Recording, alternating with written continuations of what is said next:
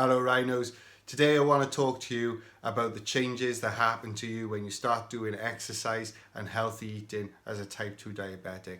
Not only with dealing with the changes to your body, but also dealing with the changes of people around you and those loved ones, friends and family. Now my name is John Collett and I'm the founder of Type Rhino. And if you're a type 2 diabetic looking to heal yourself naturally of type 2 diabetes, then Type Rhino is the channel for you. Give us a like, give us a subscribe, press that notification bell and don't miss any videos that come out.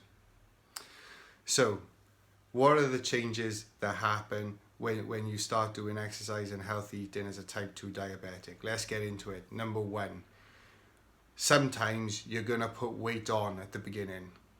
I know you probably weren't expecting that. But why does this happen? It's really simple. The reason is because muscle is heavier than fat. And when we start doing exercise, that muscle comes on as weight.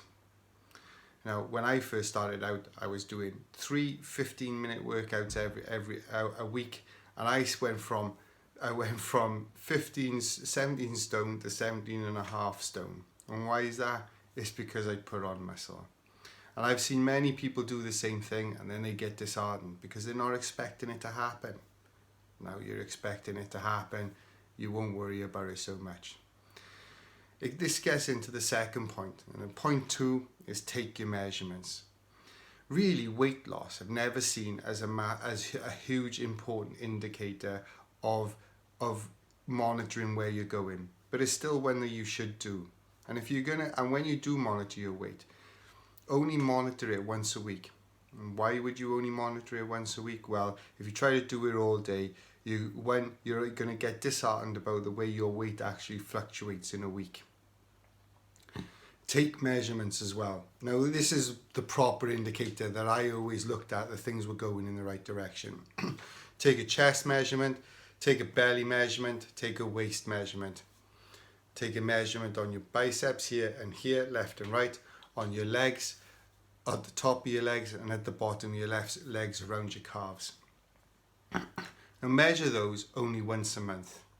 And yet again, if you do that on a regular, like on a day-by-day basis, you're going to be very put off by the fact that the way it all fluctuates. But if you do it by a month basis, you'll see the proper changes in your body and physically be able to see the changes. And so the next measurement you want to take is before and after photos. Take a photo of yourself front on and take a photo of yourself side on. Always try and take these photos in exactly the same place with a similar amount of lighting, and then you'll get a proper reflection of the big changes that are going on in your body. What you got to remember is it took years for you to put all that weight on. It's not going to come off real quick. And it's probably not a safe thing for weight to come off real quick.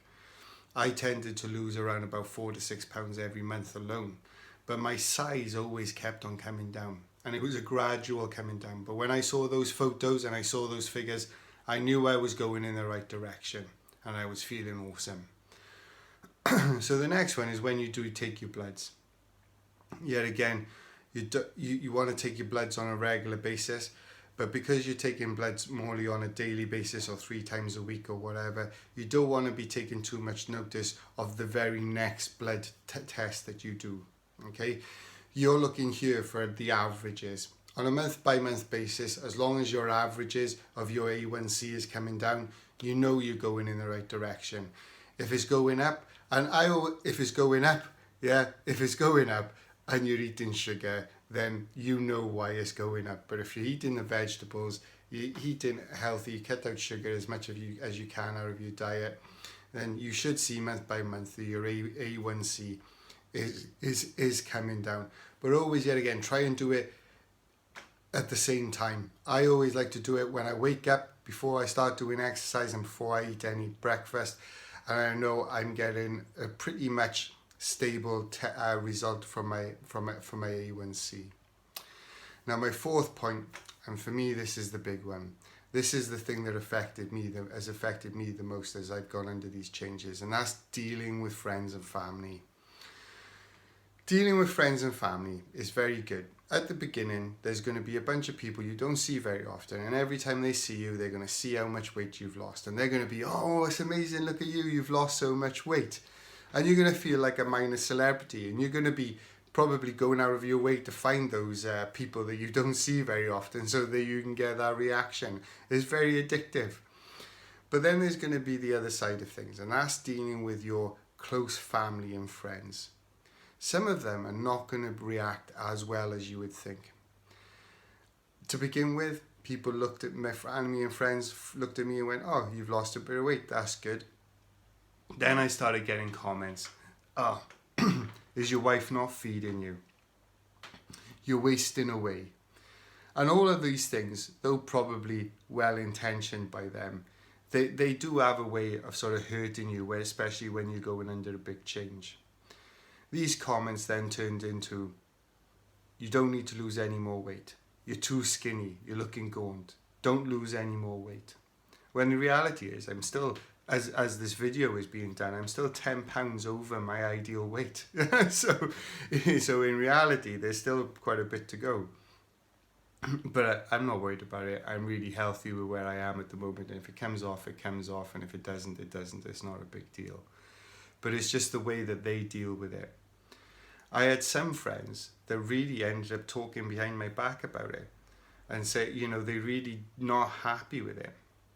So why is this? Why do people react this way? Well, what you got to remember is they're all a member of the cow society.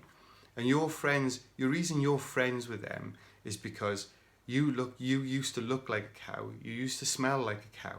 Okay? You were like them. And they were used to seeing you that way. And now you're changing. You're no longer a cow. You're a £4,500 charging Rhino.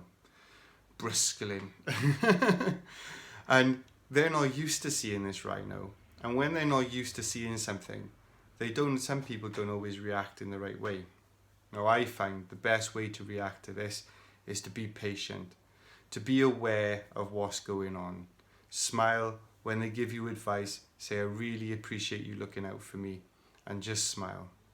What will happen over a period of time? They'll get used to seeing the new shiny Rhino that you have become, and they'll be able to accept that this is the new normal for them, okay? You're the same person, you haven't changed in any shape or form. They just need to get used to seeing you, the different person. It's like they need to get to know you again. So just be patient and they will come around. You never know.